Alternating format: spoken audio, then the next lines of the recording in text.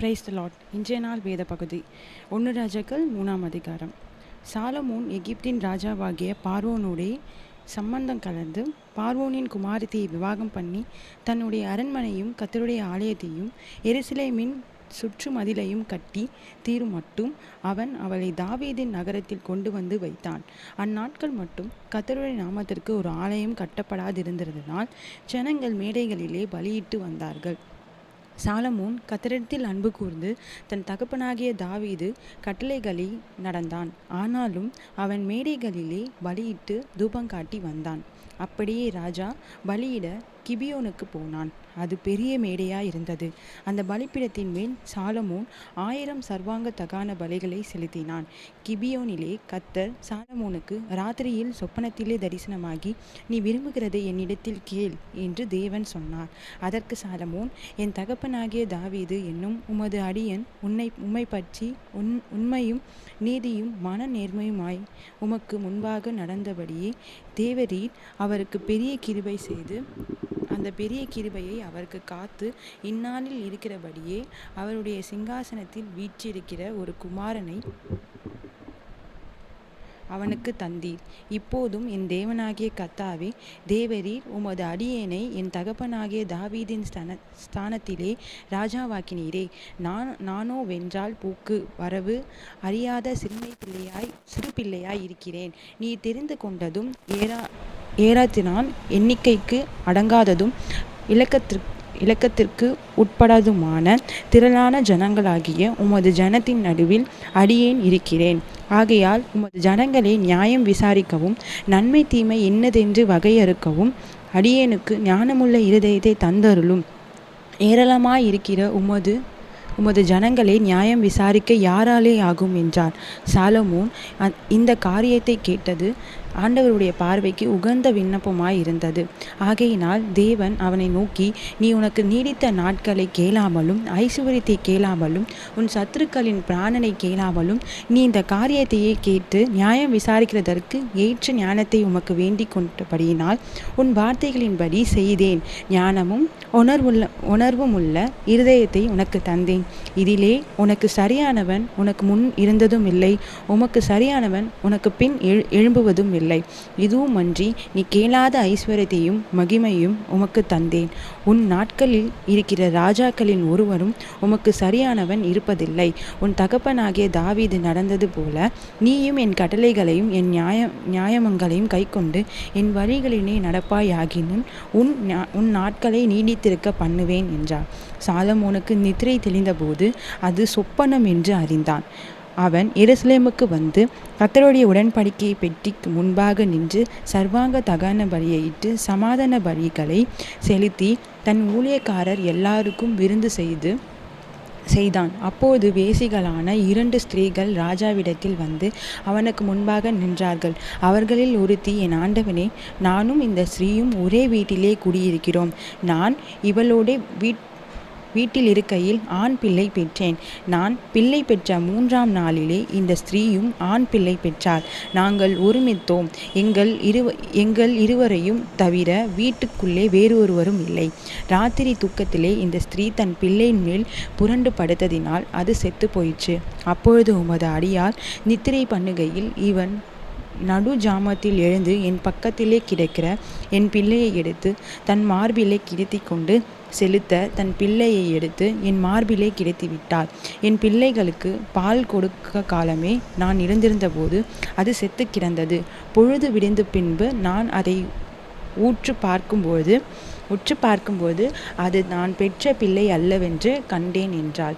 அதற்கு மற்ற ஸ்திரீ, அப்படியல்ல, உயிரோடு இருக்கிறது என் பிள்ளை, செத்தது உன் பிள்ளை என்றாள். இவளோ, இல்லை, செத்தது உன் பிள்ளை, உயிரோடு இருக்கிறது என் பிள்ளை என்றாள். இப்படி ராஜாவுக்கு முன்பாக வாதாடினார்கள். அப்பொழுது ராஜா, உயிரோடு இருக்கிறது என் பிள்ளை, செத்தது உன் பிள்ளை என்று இவள் சொல்லுகிறாள். அப்படியல்ல, செத்தது உன் பிள்ளை, உயிரோடு இருக்கிறது என் பிள்ளை என்று அவள் சொல்லுகிறாள் என்று சொல்லி ஒரு பட்டயத்தை கொண்டு வாருங்கள் என்றார். அவர்கள் ஒரு பட்டயத்தை ராஜாவிடத்தில் கொண்டு வந்தார்கள். ராஜா, உயிரோடு இருக்கிற பிள்ளையை 2ஆக பிளந்து பாதியை இவளுக்கும் பாதியை அவளுக்கும் கொடுங்கள் என்றார். அப்பொழுது உயிரோடு இருக்கிற பிள்ளையின் தாய் தன் பிள்ளைக்காக அவள் குடல் துடித்ததினால் ராஜாவை நோக்கி, ஐயோ என் ஆண்டவனே, உயிரோடு இருக்கிற பிள்ளையை கொல்ல வேண்டாம், அதை அவர்களுக்கே கொடுத்துவிடும் என்றாள். மற்றவள், அது எனக்கும் வேண்டாம், உனக்கும் வேண்டாம், பிளந்து போடுங்கள் என்றாள்.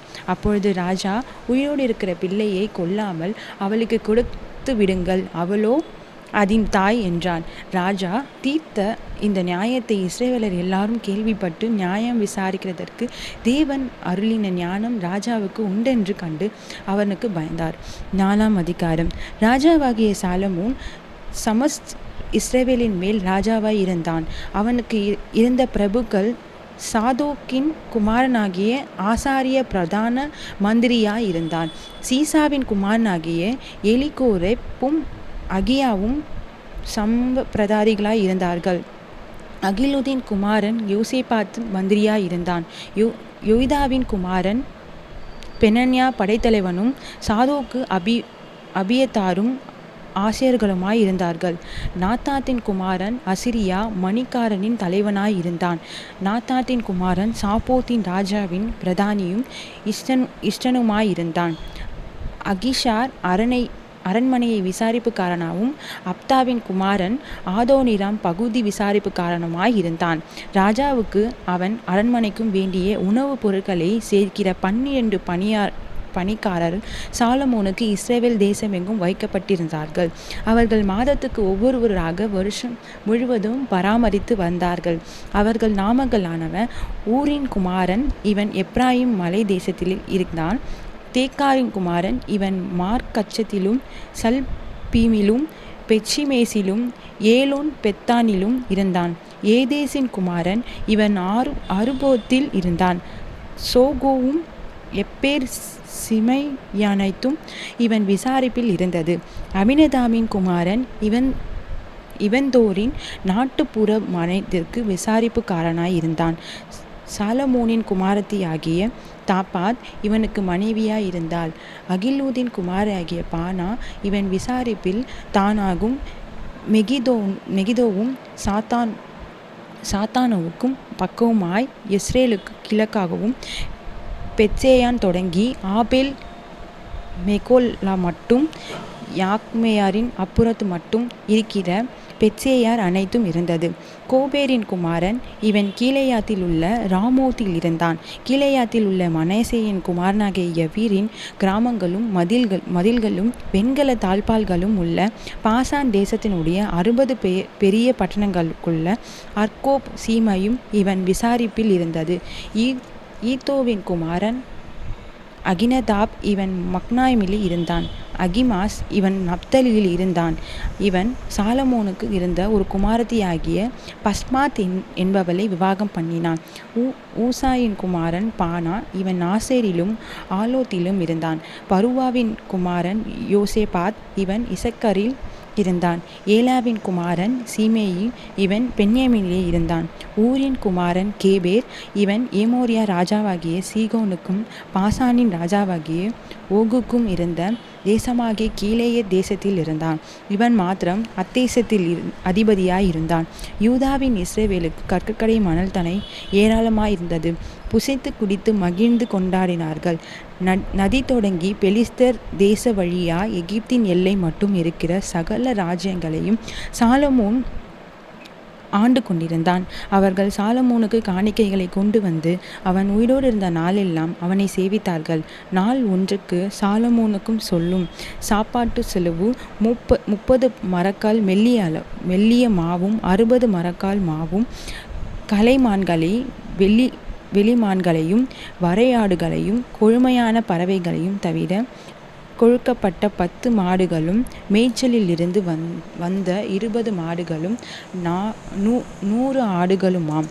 நதிக்கு புறத்தில் இருக்கிற திப்சா முதற்கொண்டு ஆசா மட்டுமுள்ளவை எல்லாவற்றையும் நதிக்கு இப்புறத்தில் உள்ள சகல ராஜாக்களாகிய ஆண்டு வந்தான்.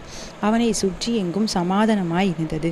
சாலமோனிய ராஜாக்கள் தான் துவங்கி பெயர்சேபா மட்டும் யூதாவும் இஸ்ரவேலும் அவரவர் தங்கள் தங்கள் திராட்சை செடியின் நிழலிலும் தங்கள் தங்கள் அத்திமரத்தின் நிழலிலும் சுகமாய் குடியிருந்தார்கள். சாலமோனுக்கு 4000 இரத குதிரை குதிரையலங்கள் 12,000 குதிரை வீரரும் இறந்தார்கள். மேற் சொல்லிய பணியாரக்காரில் ஒருவர் தன் மாதத்திலே சாலமோன் ராஜாவுக்கு ராஜாவின் பந்தி வரும் யாவருக்கும் வேண்டியவைகளையும் ஒரு குறையுமின்றி பராமரித்து குதிரைகளுக்கும் ஒட்டகங்களுக்கும் வேண்டிய வாற்கோதுமையும் வைக்கோலையும் அவரவர் தங்கள் இடப்பட்ட கட்டளையின்படி அவைகள் இருக்கும்படி ஸ்தலத்திற்கு கொண்டு வருவார்கள். தேவன் சாலமோனுக்கு மிகுதியான ஞானத்தையும் புத்தியையும் கடற்கரை மனத்தலனையான மனோவிருந்தையும் கொடுத்தார். சகல கிழக்கத்தி புத்திரரின் ஞானத்தையும் எகிப்தியரின் சகல ஞானத்தையும் பார்க்கிலும் சாலமோனின் ஞானம் சிறந்ததாயிருந்தது. அவன் எசானாகிய எத்தானினும் ஏமான் கல்கோல் தத்தா என்னும் மாகோலின் குமாரரிலும் மற்ற எல்லா மனுஷரிலும் ஞானவானாய் இருந்தான். சுற்றிலும் இருந்த சகல ஜாதிகளும் அவன் கீர்த்தி பிரபலமாயிருந்தது. அவன் 3000 நீதிமொழிகளை சொன்னான். அவனுடைய பாட்டுகள் 1005. லாபோனின் இருக்கிற கேதுரு மரங்கள் முதற்கொண்டு சுவரில் முளைக்கிற ஈசோப்பு பூண்டு வரைக்கும் உள்ள மரம் முதலிய தாவரங்களை குறித்தும் மிருகங்கள் பறவைகள் ஊரும் பிராணிகள் மச்சங்கள் ஆகிய இவைகளை குறித்தும் வாக்கியங்களை சொன்னான். சாலமோனின் ஞானத்தையும் குறித்து கேள்விப்பட்ட பூமியின் சகல ராஜாக்களிடத்திலும் இருந்து நானா ஜாதியான ஜனங்களும் அவர்களுடைய ஞானத்தை கேட்டதற்கு வந்தார்கள். 5ஆம் அதிகாரம். சாலமோனையும் அவனுடைய பிதாவின் ஸ்தலத்தின் ராஜாவாக அபிஷேகம் பண்ணினார்கள் என்று திருவின் ராஜாவாகிய ஈராம் கேள்விப்பட்டு தன் ஊழியக்காரரை அவனிடத்தில் அனுப்பினான். ஈராம் தாவீதுக்கு சகல நாளும் சிநேகிதனாயிருந்தான். அப்போது சாலமோனின் ஈராமினிடத்தில் ஆட்களை அனுப்பி, என் தகப்பனாகிய தாவீதின் சத்துருக்களை கர்த்தர் அவனுடைய பாதங்களுக்கு கீழ்ப்படுத்தி விடும் அளவு அவர்கள் தம்மை சுற்றிலும் செய்கிற யுத்தத்தினால் அவன் தம்முடைய தேவனாகிய கர்த்தருடைய நாமத்திலே ஆலயத்தை கட்ட அவருக்கு கூடாதிருந்தது என்று நீ அறிந்திருக்கிறீர். ஆனாலும் இப்பொழுது என் தேவனாகிய கர்த்தர் எங்கும் எனக்கு இளைப்பாறுதலை தந்தார். விரோதியும் இல்லை, இடையூறும் இல்லை. ஆகையால் நான் உன் ஸ்தானத்திலே உன் சிங்காசனத்தின் மேல் வைக்கும் உன் குமாரனை என் நாமத்தில் ஆலயத்தில் கட்டுவான் என்று கர்த்தர் என் தகப்பனாகிய தாவீதினிடத்தில் சொன்னபடியே என் தேவனாகிய கர்த்தர் நாமத்திற்கு ஆலயத்தை கட்ட வேண்டும் என்று இருக்கிறேன். ஆதலால் லிபனோனின் எனக்காக கேதுரு மரங்களை வெட்ட கட்டளையிடும். சீதோனியரைப் போல மரவெட்டு வேலை அறிந்தவர்கள் எங்களுக்குள்ளே ஒருவரும் இல்லை என்பது உமக்கு தெரியும். அதற்காக என் வேலைக்காரர் உம்முடைய வேலைக்காரரோடு இருப்பார்கள். நீ சொல்வதன்படியெல்லாம் உம்முடைய வேலைக்காரரின் சம்பளத்தை உமக்கு கொடுப்பேன் என்று சொன்னேன். ஈராம் சாலமோனின் வார்த்தைகளை கேட்டபோது மிகவும் சந்தோஷப்பட்டு அந்த ஏராளமான ஜனங்களை ஆளும்படி தாவீதுக்கு ஒரு ஞானமுள்ள குமாரனை கொடுத்த கர்த்தர் இன்று ஸ்தோத்தரிக்கப்படுவாராக என்று சொல்லி ஈராம் சாலமோனிடத்தில் மனுஷரை அனுப்பி, நீ எனக்கு சொல்லி அனுப்பின காரியத்தை நான் கேட்டேன். கேதுரு மரங்களுக்காகவும் தேவம் தரும் விருட்சங்களுக்காகவும் உம்முடைய விருப்பத்தின்படியெல்லாம் நான் செய்வேன். என் வேலைக்காரர் லீபானோனில் இருந்து அவைகளை இறங்கி கடலிலே கொண்டு வருவார்கள். அங்கே நான் அவைகளை தொப்பங்களாக கட்டி நீர் நியாயமிக்கும் இடத்திற்கு கடல் வழியாய் அனுப்பி அவைகளை அவிழ்த்து ஒப்பிப்பேன். அங்கே நீர் அவைகளை ஒப்புக்கொண்டு என் ஜனங்களுக்கு ஆகாரம் கொடுத்து என் விருப்பத்தின்படி செய்ய வேண்டும் என்று சொன்னான். அப்படியே ஈராம் சாலமோனுக்கு வேண்டிய மட்டும் கேதுரு மரங்களை தேவதரி விருட்சங்களையும் கொண்டு வந்தார். சாலமோன் ஈராமின் அரண்மனைக்கு போஜனத்திற்காக 20,000 கலம் கோதுமையும் இடித்து பிழந்த ஒலிவு மரங்களின் 20 கல எண்ணெயையும் கொடுத்தான். இப்படியே சாலமோன் ஈராமுக்கு வருஷந்தாரம் கொடுத்து வந்தான். கர்த்தர் சாலமோனுக்கு சொல்லியிருந்தபடி அவனுக்கு ஞானத்தை தந்தருளினார். ஈராமுக்கு சாலமோனுக்கும் சமாதானம் உண்டாயிருந்தது. இருவரும் உடன்படிக்கை பண்ணி கொண்டார்கள். ராஜாவாகிய சாலமோன் இஸ்ரவேலர் எல்லாரிலும் ஊழியத்து 30,000 அமஞ்சி ஆட்களை பிடித்தான். அவர்களின் ஒவ்வொரு மாதத்திற்கு 10,000 பேரை மாற்றி லீபானுக்கு அனுப்பினான். அவர்கள் 1 மாதம் லீபானிலும் 2 மாதம் தங்கள் வீடுகளிலும் இருப்பார்கள். அதோனிராம் அந்த அமஞ்சி ஆட்களின் மேல் விசாரிப்புக்காரனாய் இருந்தான். சாலமோனிடத்தில் சுமை சுமக்கிறவர்கள் 70,000 பேரும் மலைகளின் மரம் வெட்டுகிறவர்கள் 80,000 பேரும். இவர்களை தவிர வேலையை விசாரித்து வேலையாட்களை கண்காணிக்கிறதற்கு தலைமையான விசாரிப்புக்காரர் 3300 பேர் இருந்தார்கள். வெட்டின கல்லால் ஆலயத்துக்கு அஸ்திபாரம் போட பெரிதும் விலையேற பெற்றதுமான கற்களை கொண்டு வர ராஜா கட்டளையிட்டார்.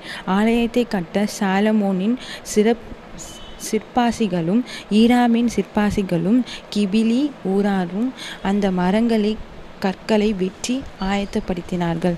6ஆம் அதிகாரம். இஸ்ரவேல் புத்திரர் எகிப்து தேசத்திலிருந்து புறப்பட்ட 486ஆம் வருஷத்திலே சாலமோன் இஸ்ரவேலின் மேல் ராஜாவான 4ஆம் வருஷம் சிப் மாதமாகிய 2ஆம் மாதத்திலும் அவன் கர்த்தரின் ஆலயத்தை கட்டத் தொடங்கினான். சாலமோன் ராஜா கர்த்தருக்கு கட்டின ஆலயம் 60 முழ நீளமும் 20 முழம் அகலமும் 30 முழம் உயரமாயிருந்தது. ஆலயமாகிய அந்த மாளிகையின் முகப்பிலே அவன் கட்டின மண்டபம் ஆலயத்தின் அகலத்திற்கு சரியாய் 20 முழம் நீளமும் ஆலயத்துக்கு முன்னே 10 முழம் அகலமாயிருந்தது. பார்வைக்கு குறுகி போகிற ஒடுக்கமான ஜன்னல்களை ஆலயத்திற்கு செய்வித்தான். அவன் தேவாலயத்திற்கு சுவரும் சந்நிதி ஸ்தான சுவருமாகிய ஆலயத்தின் சுவர்களுக்கு அடுத்ததாய் சுற்றுக்கட்டுகளை கட்டி அவைகளின் அறைகளை சுற்றிலும் உண்டாக்கினான். கீழே இருக்கிற சுற்றுக்கட்டு 5 முழ அகலமும் நடுவே இருக்கிற 6 முழ அகலமும் மூன்றாவதாய் இருக்கிறது 7 முழம் அகலமாயிருந்தது. அவைகள் ஆலயத்தினுடைய சுவர்களிலே தங்காதபடிக்கு ஆலயத்தை சுற்றிலும் புறம்பே ஒட்டு சுவர்களை கட்டுவித்தான். ஆலயம் கட்டப்படுகையில் அது பணிந்து தீர்த்து கொண்டு வரப்பட்ட கற்களாலே கட்டப்பட்டது. ஆகையால் அது கட்டப்படுகிற போது சுத்திகள் வாட்சிகள் முதலான எந்த இருப்பு ஆயுதங்களின் சத்தமும் அதிலே கேட்கப்படவில்லை. நடு அறைகளுக்கு போகிற வாசற்படி ஆலயத்தின் வலதுபுறத்தில் இருந்தது. சுழற்படிகளால் அறைகளுக்கு நடு அறைகளிலிருந்து 3வது அறைகளுக்கு ஏறுவார்கள். இவ்விதமாய் அவன் ஆலயத்தை கட்டி கேதுரு மர உத்திரங்களாலும் பலகைகளாலும் ஆலயத்தை மச்சுப்பாவி முடித்தான். அவன் 5 முழ உயரமான சுற்றுகளை ஆலயத்தின் மேலெங்கும் கட்டுவித்தான். அவைகள் கேதுரு மரங்களால் ஆலயத்தோடு இணைக்கப்பட்டிருந்தது. அப்பொழுது கர்த்தருடைய வார்த்தை சாலமோனுக்கு உண்டாயிற்று. அவர் நீ என் கட்டளைகளின்படி நடந்து என் நீதி நியாயங்களை நிறைவேற்றி என் கற்பனைகளின்படி எல்லாம் நடந்து கொள்ளும்படிக்கு அவைகளை கை கொண்டால் நீ கட்டுகிற இந்த ஆலயத்தை குறித்து நான் உன் தகப்பனாகிய தாவீதோடே சொன்ன என் வார்த்தையை உன்னிடத்தில் நிறைவேற்றி இஸ்ரவேல் புத்திரர் நடுவிலே வாசம் பண்ணி என் ஜனமாகிய இஸ்ரவேலை கைவிடாதிருப்பேன் என்றார். அப்படியே சாலமோன் ஆலயத்தை கட்டி முடித்தான். ஆலயத்து சுவர்களின் உட்புறத்தை தளம் தொடங்கி சுவர்களில் மேல் மச்சு மட்டும் கேதுரு பலகைகளால் மூடி இப்படி உட்புறத்தை மரவேலையாக்கி ஆலயத்தின் தளத்தை தேவதரி விருட்சங்களின் பலகைகளால் தளவரிசைப்படுத்தினான்.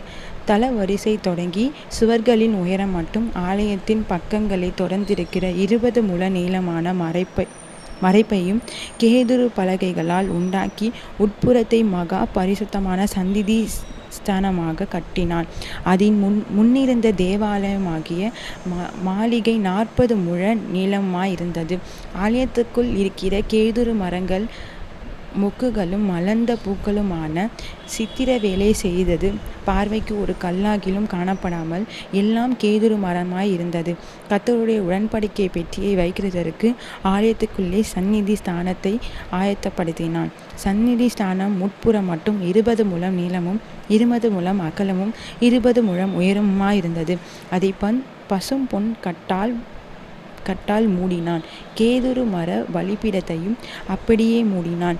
ஆலயத்தின் உட்புற சாலமோன் பசும் பொன் கட்டால் மூடி சந்நிதி ஸ்தானத்தின் மறைப்புக்கு பொன் சங்கிலிகளை குறுக்கே போட்டு அதை பொன் தகட்டால் மூடி இப்படி ஆலயம் முழுவதும் கட்டி தீரும் மட்டும் அவன் ஆலயம் முழுவதையும் பொன் தகட்டால் மூடி சந்நிதி ஸ்தானத்திற்கு முன்பாக இருக்கிற பலிபீடத்தை முழுவதும் பொன் தகட்டால் மூடினான்.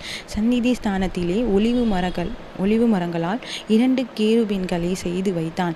ஒவ்வொன்றும் 10 முழம் உயரமாயிருந்தது.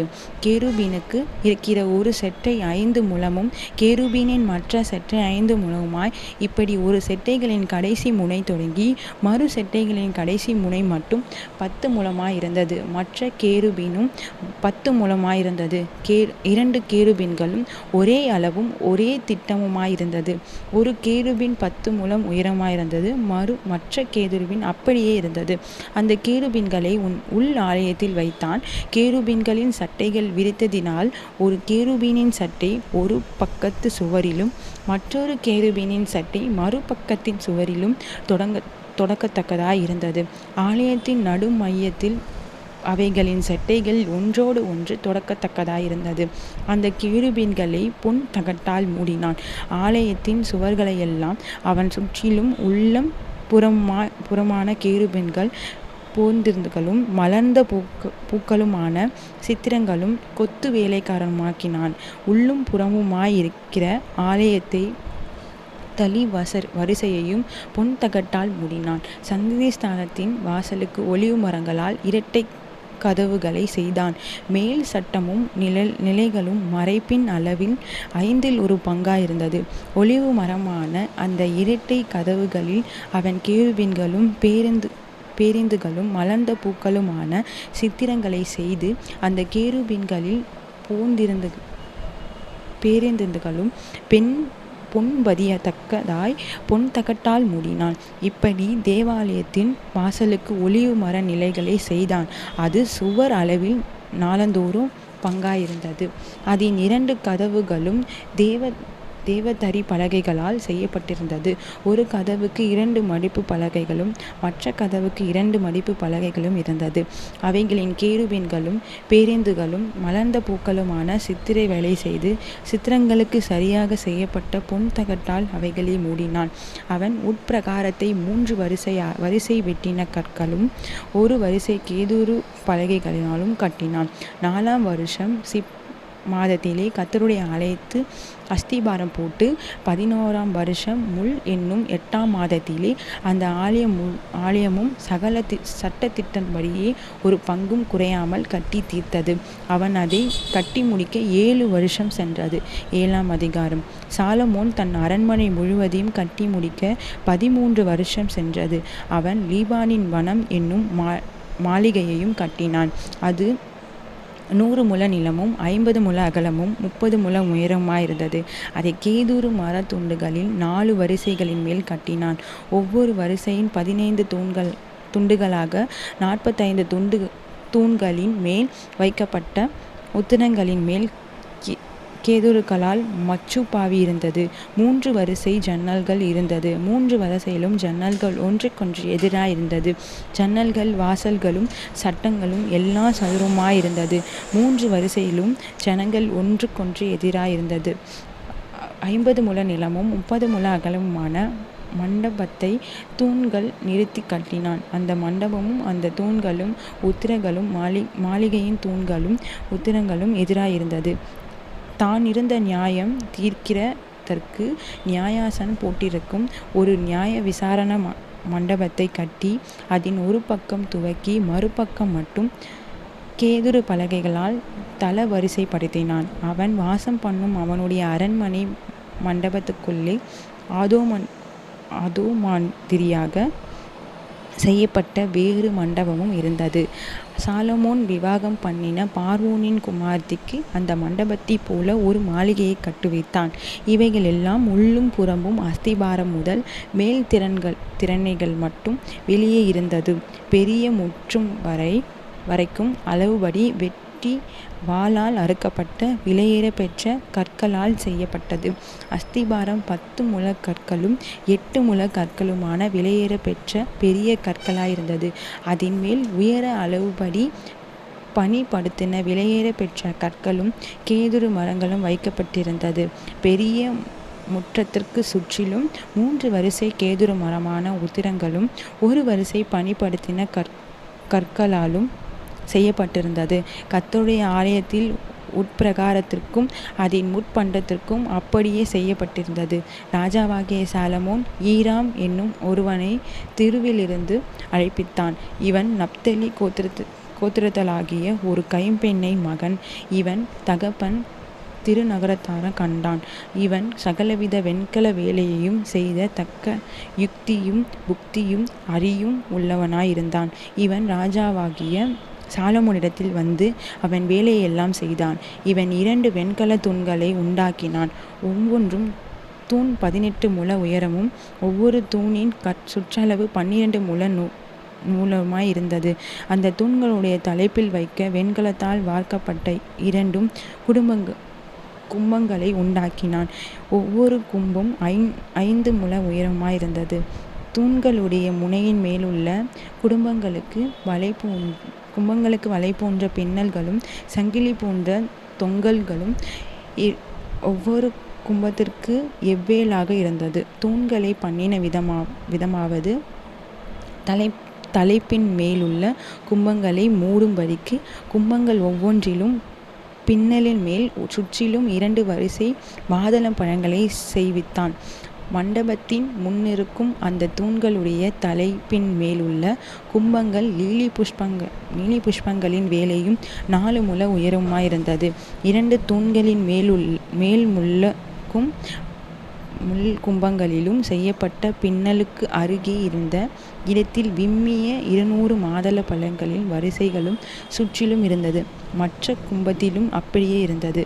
அந்த தூண்களை தேவாலய வாசல் மண்டபத்தில் நிறுத்தினான். அவன் வலது புறத்தில் நிறுத்தினான் தூணுக்கும் யாகீன் என்றும் இடது புறத்தில் நிறுத்தின தூணுக்கு போவாஸ் என்றும் பெயரிட்டான். தூண்களுடைய சிகரத்தில் லீலி புஷ்ப வேலை செய்யப்பட்டிருந்தது. இவ்விதமாய் தூண்களின் வேலை முடிந்தது. வெண்கல கடல் என்னும் தொட்டியையும் வார்ப்பித்தான். சுற்றிலும் சக்கரகரமான அதனுடைய ஒரு விளிப்பு தொடங்கி மறு விளிப்பு மட்டும் அகலம் 10 முழமும் உயரம் 5 முழம் சுற்றளவும் 30 முழம் நூலளவுமாயிருந்தது. அந்த கடல் தொட்டியை சுற்றி விளிம்புக்கு கீழே அதை சுற்றிலும் மொக்குகள் ஒவ்வொரு முழத்திற்கு 10 செய்யப்பட்டிருந்தது. வார்க்கப்பட்ட அந்த மொக்குகளின் வரிசைகள் 2 தொட்டியோடு ஒன்றாய் வார்க்கப்பட்டிருந்தது. அது 12 ரிஷபங்களின் மேல் நின்றது. அவைகளில் 3 வடக்கேயும் 3 மேற்கேயும் 3 தெற்கேயும் 3 கிழக்கேயும் நோக்கியிருந்தது. கடல் தொட்டி ரிஷபங்களின் மேலாக அவைகளின் பின்புறங்களெல்லாம் உள்ளாகவும் இருந்தது. அதன் கனம் 4 விரற்கடையும் அதன் விளம்பு பானபாத்திரத்தின் விளம்பு போலவும் லீலி புஷ்பம் போலவும் இருந்தது. அது 2000 குடம் தண்ணீர் பிடிக்கும். 10 வெண்கல ஆதாரங்களையும் செய்தான். ஒவ்வொரு ஆதாரம் 4 முழ நீளமும் 4 முழம் அகலமும் 3 முழ உயரமுமாயிருந்தது. அந்த அந்தகாரங்களின் வேலைப்பாடு என்னவெனில் அவைகள் சவுக்கைகள் உண்டாயிருந்தது. சவுக்குகளோட சட்டங்கள் நடுவில் இருந்தது. சட்டங்களுக்கு நடுவே இருக்கிற அந்த சவுக்கைகளின் சிங்கங்களும் காளைகளும் கேருபீன்களும் சட்டங்களுக்கு மேலாக ஒரு திறனையும் சிங்கத்துக்கு காளைகளுக்கும் கீழாக சாய்வான வேலைப்பாடுள்ள ஜலதாரைகளும் அதனோடே இருந்தது. ஒவ்வொரு ஆதாரத்திற்கு 4 வெண்கல உருளைகளையும் வெண்கல தட்டுகளும் அதன் 4 கோடிகளுக்கு அச்சுகளும் இருந்தது. கொப்பரையும் கிளியிருக்க அந்த கொம்பைகள் ஒவ்வொன்றும் வார்ப்பு வேலையாக ஜலதாரைகளுக்கும் நேராயிருந்தது. திணைகளுக்குள்ளான அதன் வாய் மேலாக 1 முழம் உயர்ந்திருந்தது. அதன் வாய் 1 முழ சக்கரகரமாம் தட்டையுமாய் அதன் வாயின் மேல் சித்திரங்களும் செய்யப்பட்டிருந்தது. அவைகளின் சவுக்கைகள் விருத்தமாய் இராமல் சதுரமாயிருந்தது. அந்த 4 உருளைகளும் சவுக்கைகளின் கீழும் உருளைகளின் அச்சுகள் ஆதாரத்திலும் இருந்தது. ஒவ்வொரு உருளை ஒவ்வொன்றை மூலம் உயரமாயிருந்தது. உருளைகளின் வேலை இரதத்துக்கு உருளைகளின் வேலைக்கு ஒத்திருந்தது. அவைகளின் அச்சுக்களும் சக்கரங்களும் வட்டங்களும் கம்பிகளும் எல்லாம் வார்ப்பு வேலைகளுமாயிருந்தது. ஒவ்வொரு ஆதாரத்தினுடைய 4 கொடிகளும் ஆதாரத்தோடு இருந்து புறப்படுகிற 4 கொம்மைகளும் இருந்தது. ஒவ்வொரு ஆதாரத்தின் தலைப்பிலும் அரை முழ உயரமான சக்கரகரமும் ஒவ்வொரு ஆதாரத்தினுடைய தலைப்பின் மேலும் அதிலிருந்து புறப்படுகிற அதன் கைப்பிடிகளும் சவுக்குகளும் இருந்தது. அவைகளில் இருக்கிற கைப்பிடிகளுக்கு சவுக்குகளுக்கும் இருக்கிற சந்துகளிலே கேருபீன்கள் சிங்கங்கள் பொருந்து களுடைய சித்திரங்களை தீர்த்ததான் சுற்றிலும் ஒவ்வொன்றிலும் ஜலதாரையாகிலும் இருக்கும் இடங்களுக்கு தக்கதாய் செய்தான். இந்த பிரகாரமாக அந்த 10 ஆதாரங்களையும் செய்தான். அவைகளெல்லாம் ஒரே வார்ப்பும் ஒரே அளவும் ஒரே விதமான கொத்து வேலையுமாயிருந்தது. 10 வெண்கல கொப்பரைகளையும் உண்டாக்கினான். ஒவ்வொரு கொப்பரை 40 குடம் பிடிக்கும். 4 முழம் அகலமான ஒவ்வொரு கொப்பரையும் அந்த 10 ஆதாரங்களில் ஒவ்வொன்றின் மேலும் வைக்கப்பட்டது. 5 ஆதாரங்களை ஆலயத்தின் வலது புறத்திலும் 5 ஆதாரங்கள் ஆலயத்தின் இடது புறத்திலும் வைத்தான். கடல் தொட்டியை கிழக்கில் ஆலயத்தில் வலது புறத்தில் தெற்குக்கு நேராக வைத்தான். பின்பு ஈராம் கொப்பரைகளையும் சாம்பல் எடுக்கிற கரண்டிகளையும் கலக்கங்களையும் செய்தான். இவ்விதமாய் ஈராம் கர்த்தருடைய ஆலயத்திற்காக ராஜாவாகிய சாலமோனுக்கு செய்ய வேண்டிய எல்லா வேலையும் செய்து முடித்தான்.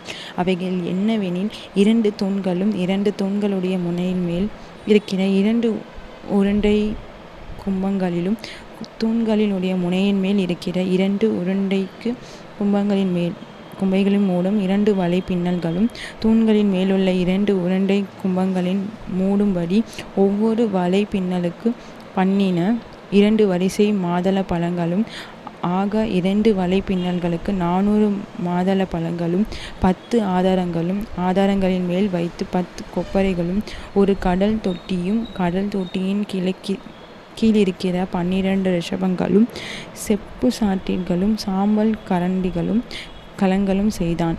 கர்த்தரின் ஆலயத்திற்காக ராஜாவாகிய சாலமோனுக்கு ஈராம் செய்த இந்த எல்லா பணிமுட்டுகளிலும் சுத்தமான வெண்கலமாயிருந்தது. யோர்தானுக்கு அடுத்த சமனான பூமியிலே சுக்கோத்துக்கும் சாத்தானுக்கும் நடுவே களிமந்தரையிலே ராஜா இவைகளை வார்ப்பித்தான். இந்த சகல பணிமுட்டுகளின் வெண்கலம் மிகவும் ஏராளமாயிருந்தபடியால் சாலமோன் அவைகளை நிறுக்கவில்லை. அதனுடைய நிறை இவ்வளவென்று ஆராய்ந்து பார்க்கவும் இல்லை. பின்னும் கர்த்தருடைய ஆலயத்திற்கு தேவையான பணிமுட்டுகளை எல்லாம் சாலமோன் உண்டாக்கினான். அவையானவ பொன் பலிபீடத்தையும் சமூக தப்பங்களையும் வைக்கும் பொன் மேஜையையும் சந்நிதி ஸ்தானத்துக்கு முன்பாக வைக்கும் பசும் பொன் விளக்கு தண்டுகள் வலதுபுறமாக 5ஐயும் இடதுபுறமாக 5ஐயும் பொன்னான அதன் பூக்களோடு விலங்குகளோடும் கத்திரிகளோடும் கூட உண்டாக்கினான். பசும் பொன் கிண்ணங்களையும் வெட்டு கத்திகளையும் கல்களையும் களியங்களையும்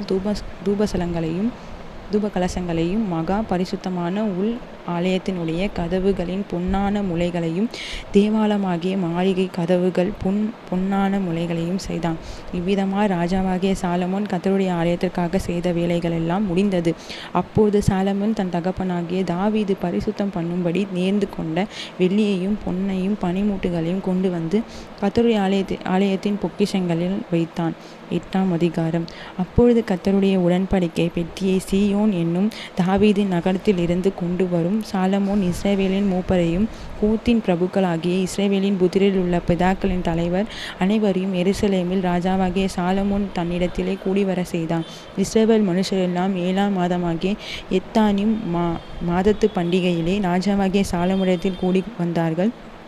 இஸ்ரவேலின் மூப்பர் அனைவரும் வந்திருக்கையில் ஆசாரியர் கர்த்தருடைய பெட்டியை எடுத்து பெட்டியையும் ஆசரிப்பு கூடாரத்தையும் கூடாரத்தில் இருக்கிற பரிசுத்த பணிமுட்டுகள் அனைத்தையும் சுமந்து கொண்டு வந்தார்கள். ஆசாரியரும் லேவியரும் அவைகளை சுமந்தார்கள். ராஜாவாகிய சாலமோனும் அவைகளோடு கூடின இஸ்ரவேல் சபையனைத்தும் பெட்டிக்கு முன்பாக நடந்து எண்ணிக்கையும் கணக்கும் இல்லாத திரளான ஆடுகளையும் மாடுகளையும் பலியிட்டார்கள். அப்படியே ஆசாரியர்கள் கர்த்தருடைய உடன்படிக்கை பெட்டியை ஆலயத்தில் சந்நிதி ஸ்தானமாகிய மகா பரிசுத்த ஸ்தலத்திலே கேருபீன்களுடைய செட்டைகளின் கீழே கொண்டு வந்து வைத்தார்கள். கேருபீன்கள் பெட்டியில் இருக்கும் ஸ்தானத்திலே தங்கள் 2 செட்டைகளின் விரிக்கும் உயர இருந்து பெட்டியை அதன் தண்டுகளில் மூடிக்கொண்டிருந்தது. தண்டுகளின் முனைகள் சந்நிதி ஸ்தானத்தில் முன்னான பரிசுத்த ஸ்தலத்திலே காணப்படத்தக்கதாய் அந்த தண்டுகளை முன்னுக்கு இழுத்தார்கள். ஆகிலும் வெளியே அவைகளை காணப்படவில்லை. அவைகள் இந்நாள் வரைக்கும் அங்கேதான் இருக்கிறது. இஸ்ரவேல் புத்திரர் எகிப்து தேசத்திலிருந்து புறப்பட்ட பின் கர்த்தர் அவர்களோடு உடன்படிக்கை பண்ணுகிற போது மோசே ஓரேபிலே அந்த பெட்டியில் வைத்த 2 கற்பலைகளை அல்லாமல் அதிலே வேறொன்றும் இருந்ததில்லை. அப்போது ஆசாரியர்கள் பரிசுத்த ஸ்தலத்தில் இருந்து புறப்படுகையில் மேகமானது கர்த்தருடைய ஆலயத்தை நிரப்பிற்று. மேகத்தின் நிமித்தம் ஆசாரியர்கள் ஊழியம் செய்கிறதற்கு நிற்கூடாமற் போயிற்று. கர்த்தருடைய மகிமை கர்த்தருடைய ஆலயத்தில் நிரம்பிற்று. அப்பொழுது சாலமோன், காரிருளே வாசம் பண்ணுவேன் என்று கர்த்தர் சொன்னார் என்று தேவரீர் வாசம் பண்ணத்தக்க விடும். நீர் என்றென்றைக்கும் தங்கத்தக்க நிலையான ஸ்தலமாகிய ஆலயத்தை உமக்கு கட்டினேன் என்று சொல்லி ராஜா முகம் திரும்பி இஸ்ரவேல் சபையெல்லாம் ஆசீர்வதித்தான். இஸ்ரவேல் சபை எல்லாரும் நின்றார்கள். அவன் சொன்னது, இஸ்ரவேலின் தேவனாகிய கர்த்தருக்கு ஸ்தோத்திரம். அவன் தன் தகப்பனாகிய தாவீதுக்கு தம்முடைய வாக்கினால் சொன்னதை தம்முடைய கரத்தினால் நிறைவேற்றினான். அவர் நான் என் ஜனமாகிய இஸ்ரவேலை எகிப்திலிருந்து புறப்பட பண்ணின நாள் முதற்கொண்டு என் நாமம் விளங்கும்படி ஒரு ஆலயத்தை கட்ட வேண்டும் என்று நான் இஸ்ரவேலருடைய எல்லா கோத்திரத்தில் உள்ள ஒரு பட்டணத்தையும் தெரிந்து கொள்ளாமல் என் ஜனமாகிய இஸ்ரவேலின் மேல் அதிகாரியாய் இருக்கும்படி தாவீதையே தெரிந்து கொண்டேன் என்றார். இஸ்ரவேலின் தேவனாகிய கர்த்தரின் நாமத்திற்கு ஆலயத்தை கட்ட வேண்டும் என்கிற விருப்பம் என் தகப்பனாகிய தாவீதின் இருதயத்தில் இருந்தது. ஆனாலும் கர்த்தர் தகப்பனாகிய தாவீதை நோக்கி, என் நாமத்திலே ஆலயத்தை கட்ட வேண்டும் என்கிற விருப்பம் உன் மனதிலே இருக்க நல்ல காரியதான். ஆகிலும் நீ அந்த ஆலயத்தை கட்ட மாட்டாய். உன் கர்ப்ப பிறப்பாகிய உன் குமாரனே என் நாமத்தின் அந்த ஆலயத்தை கட்டுவான் என்றான். இப்போது கர்த்தர் சொல்லிய தம்முடைய வார்த்தையை நிறைவேற்றினேன். கர்த்தர் சொன்னபடியே நான் என் தகப்பனாகிய தாவீதின் ஸ்தானத்திற்கு எழும்பி இஸ்ரவேலின் சிங்காசனத்தில் மேல் உட்கார்ந்து இஸ்ரவேலின் தேவனாகிய கர்த்தரின் நாமத்திற்கு ஆலயத்தை கட்டினேன். கர்த்தர் தம்முடைய பிதாக்களின் எகிப்து தேசத்திலிருந்து புறப்பட பண்ணின போது அவர்களோடு பண்ணின உடன்படிக்கை இருக்கிற பெட்டிக்காக அதிலே ஒரு ஸ்தானத்தை உண்டாக்கினேன் என்றான்.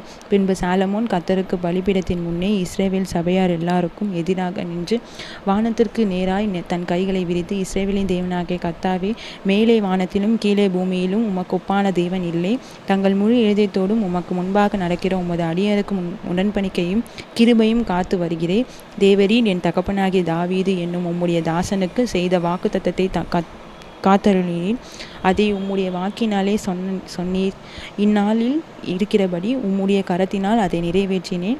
இஸ்ரவேலின் தேவனாகிய கர்த்தாவே, தேவரீர் என் தகப்பனாகிய தாவீது என்னும் உம்முடைய தாசனை நோக்கி, நீ எனக்கு முன்பாக நடந்தது போல உன் குமாரன் எனக்கு முன்பாக நடக்கும்படி நாங்கள் வழியாய் காப்பார்களேயானால் இஸ்ரவேலின் சிங்காசனத்தில் மேல் வீற்றிருக்கும் புருஷர் எனக்கு முன்பாக உமக்கு இல்லாமல் போவதுமில்லை என்று சொன்னதை இப்பொழுது அவனுக்கு நிறைவேற்றும். இஸ்ரவேலின் தேவனே, என் தகப்பனாகிய தாவீது என்னும் உம்முடைய தாசனுக்கு சொன்ன உம்முடைய வார்த்தை மெய் என்று விளங்குவதாக. தேவன் மெய்யாக பூமியிலே வாசம் பண்ணுவீரோ?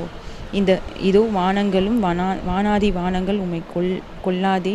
நான் கட்டின இந்த ஆலயம் எம்மாத்திரம்? என் தேவனாகிய கர்த்தாவே, உமது அடியேன் இன்று உமது சந்நிதியில் செய்கிற விண்ணப்பத்தையும் மாற்றான்றையும் கேட்டு உமது அடியேனுடைய விண்ணப்பத்தை வேண்டுதலையும் திருவுளத்தின் கொண்டருளும்.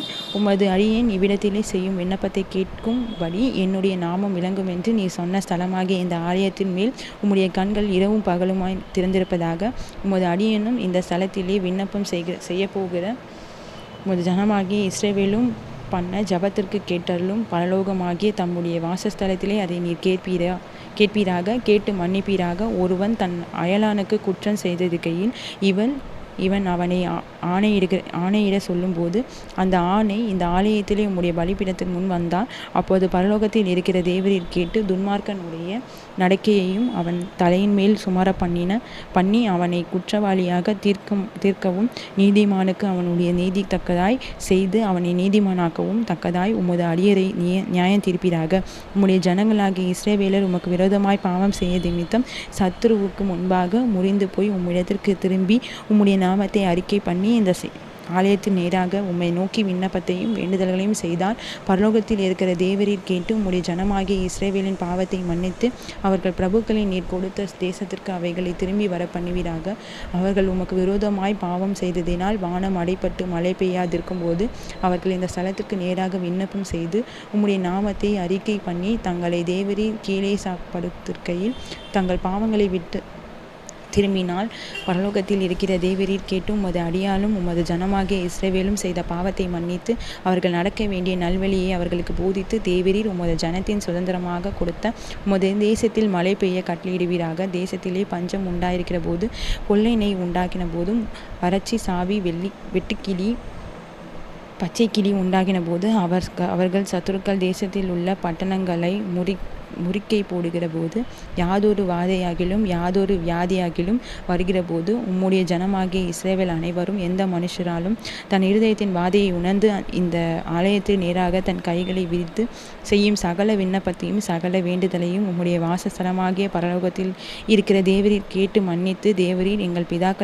பிதாக்களுக்கு கொடுத்த தேசத்தில் அவர் உயிரோடு இருக்கும் நாளெல்லாம் உமக்கு பயப்படும்படிக்கு தேவர் ஒருவரே எல்லா மனுபுத்திரனின் இருதயத்தை அறிந்திருவரானால் நீர் அவனவன் இருந்ததை அறிந்திருக்கபடியே அவனுடைய வழிகளுக்கு தக்கதாய் செய்து அவனுக்கு பலன் அளிப்பீராக. உம்முடைய ஜனமாகிய இஸ்ரவேல் ஜாதி இல்லாத அந்நிய ஜாதியர் உமது மகத்துவமான நாமத்தையும் உமது பலத்த கரத்தையும் உமது ஓங்கிய புயத்தையும் கேள்விப்படுகிறார்கள். அப்படியே அந்த ஜாதியினும் உமது நாமத்தின் நிமித்தம் தூர தேசத்தில் இருந்து வந்து அந்த ஆலயத்திற்கு நேராக விண்ணப்பம் பண்ணபடினால் உமது வாசத்தலமாகிய பரலோகத்தில் இருந்து இருக்கிற தேவரீர் அதை கேட்டு பூமியின் ஜனங்கள் எல்லாம் உம்முடைய ஜனமாகிய இஸ்ரவேலை போல உமக்கு பயப்படும்படிக்கு நான் கட்டின இந்த ஆலயத்துக்கு உம்முடைய நாமம் தரிக்கப்பட்டதென்று அறியும்படிக்கு உம்முடைய நாமத்தை அறியத்தக்கதாக அந்த அந்நிய ஜாதியான் உம்மை நோக்கி வேண்டிய கொள்வதுபடியெல்லாம் தேவரீர் செய்வீராக. நீ உம்முடைய ஜனங்களை அனுப்பும் வழியிலே அவர்கள் தங்கள் சத்துருக்களோடு யுத்தம் பண்ண புறப்படும் போது நீ தெரிந்து கொண்ட இந்த நகரத்து உம்முடைய நாமத்துக்கு நான் கட்டின இந்த ஆலயத்திற்கு நேராக கர்த்தரை நோக்கி விண்ணப்பம் பண்ணினால் பரலோகத்தில் இருக்கிற தேவரீர் அவர்கள் விண்ணப்பத்தையும் வேண்டுதலையும் கேட்டு அவர்கள் நியாயத்தை விசாரிப்பீராக. பாவம் செய்யாத மனுஷர் இல்லையே ஆகையால் அவர்கள் உமக்கு விரோதமாய் பாவம் செய்து தேவரீர் அவர் மேல் கோபம் கொண்டு அவர்கள் சத்துருக்கள் கையில் அவர்கள் ஒப்பு கொடுத்து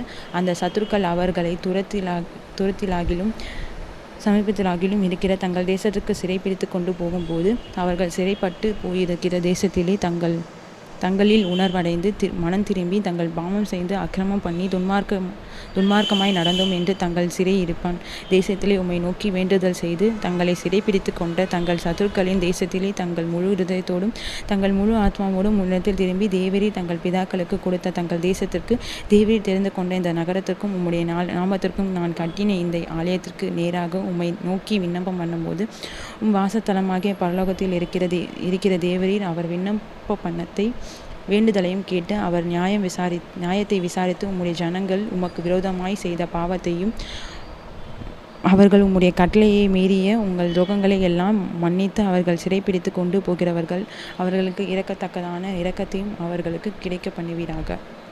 அவர்கள் எகிப்தென்கிற இருப்புகளாகிய நடுவிலிருந்து தேவரீர் புறப்பட பண்ணின உம்முடைய ஜனமும் உம்முடைய சுதந்திரமாய் இருக்கிறவர்களை அவர்கள் உம்மை நோக்கி வேண்டிக் கொள்வதபடியெல்லாம் தேவரீர் அவர்களுக்கு சொன்னபடி உம்முடைய கண்கள் உமது அடியானின் வேண்டுதலுக்கும் உமது ஜனமாகிய இஸ்ரவேலின் வேண்டுதலுக்கும் திறப்பீராக. கர்த்தராகிய ஆண்டவரே, நீர் எங்கள் பிதாக்களை எகிப்திலிருந்து புறப்பட பண்ணும்போது உம்முடைய தாசனாகிய மோசேயை கொண்டு சொன்னபடியே தேவரீர் பூமியின் சகல ஜனங்களும் அவைகளை உமக்கு சுதந்திரமாக பிரித்தெடுப்பீர் என்று விண்ணப்பம் பண்ணினான்.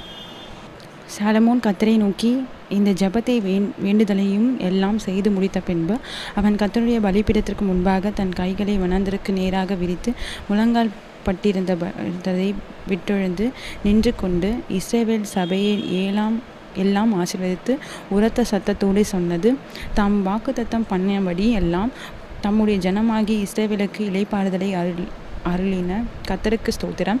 அவர் தம்முடைய தாசனாகிய மோசேயை கொண்டு சொன்ன அவருடைய நல்வார்த்தைகளின் எல்லாம் ஒரு வார்த்தையானால் தவறி போகவில்லை. நம்முடைய தேவனாகிய கர்த்தர் நம்மை கைவிடாமலும் நம்மை நெகிழவிடாமலும் அவர் தம்முடைய பிதாக்களோடு இருந்தது போல நம்மோடு இருந்து நாம் அவருடைய வழிகள் எல்லாம் நடக்கிறதற்கு அவர் தம்முடைய பிதாக்களுக்கு கட்டளையிட்ட அவருடைய கற்பனைகளை அவருடைய கட்டளைகளையும் அவருடைய நியாயங்களையும் கைக்கொள்கிறதற்கு நம்முடைய இருதயம் நம்மிடத்தில் சாயம் பண்ணுவாராக. கர்த்தரே தேவன் ஒருவரும் இல்லை என்பதை பூமியின் ஜனங்கள் எல்லாம் அறியும்படியாக அவர் தமது அடியானுடைய நியாயத்தையும் தமது ஜனமாகிய இஸ்ரவேலின் நியாயத்தையும் அந்த நாளிலே நடக்கும் காரியத்தக்கதாய் விசாரிப்பதற்கு நான் கர்த்தருக்கு முன்பாக விண்ணப்பம் பண்ணின இந்த என்னுடைய வார்த்தைகள் இரவும் பகலும் நம்முடைய தேவனாகிய கர்த்தருடைய சந்ததியில் இருப்பதாக. ஆதலால் இந்நாளில் இருக்கிறது போல நீங்கள் அவர் கட்டளையெல்லாம் நடந்து அவர் கற்பனைகளை கைக்கொள்ள உங்கள் இருதயம் நம்முடைய தேவனாகிய கர்த்தரோடே உத்தமமாய் இருக்க கடவது என்றார். பின்பு ராஜாவும் அவனோடு இருந்த இஸ்ரவேலர் அனைவரும்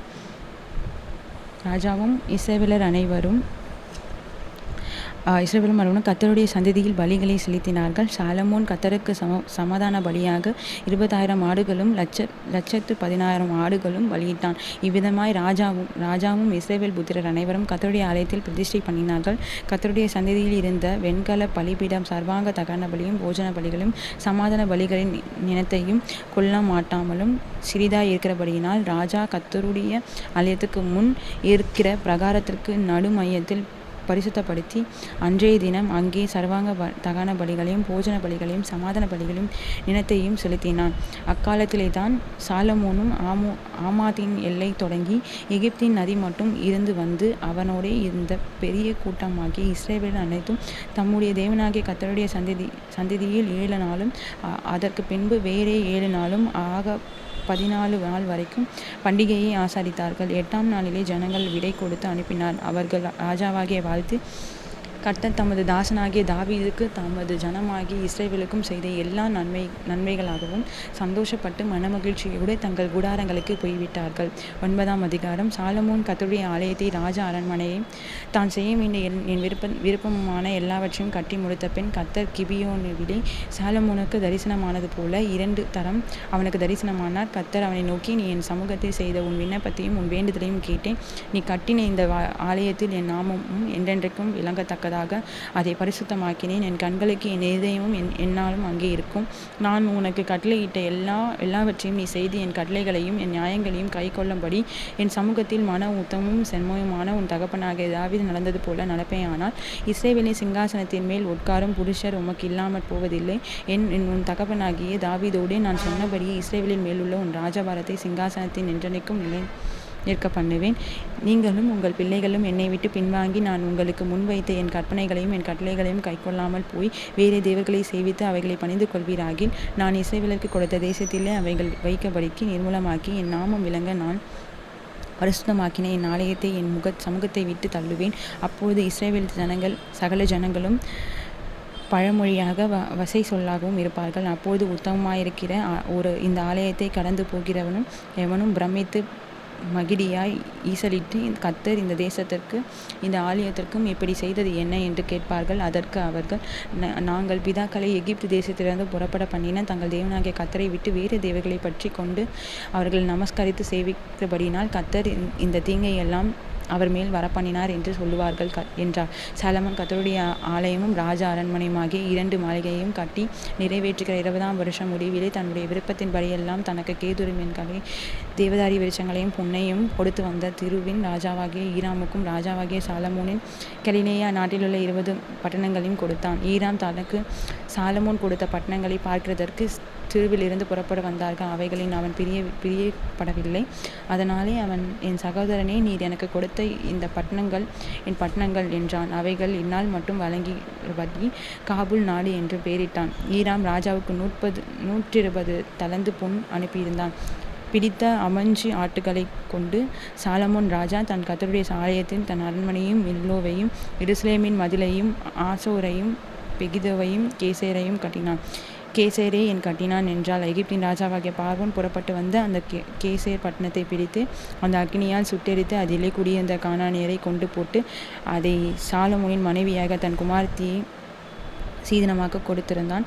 சாலமோன் அந்த கேசேர் பட்டணத்தை கீழே பெத்தியாத்தோரை பாலாத்தையும் வனாந்தர வெளியில் உள்ள தாமோத்தையும் தனக்கு இருக்கிற ரத்சுகளை வைத்தும் சகல பட்டணங்களையும் ரதங்களுக்கு பட்டணங்களையும் குதிரை வீரர் இருக்கும் பட்டணங்களையும் எருசலேமில் லீபானோனிலும் தன் அரசாண்ட தேசமெங்கும் தன் இஷ்டமானதை எல்லாம் கட்டினான்.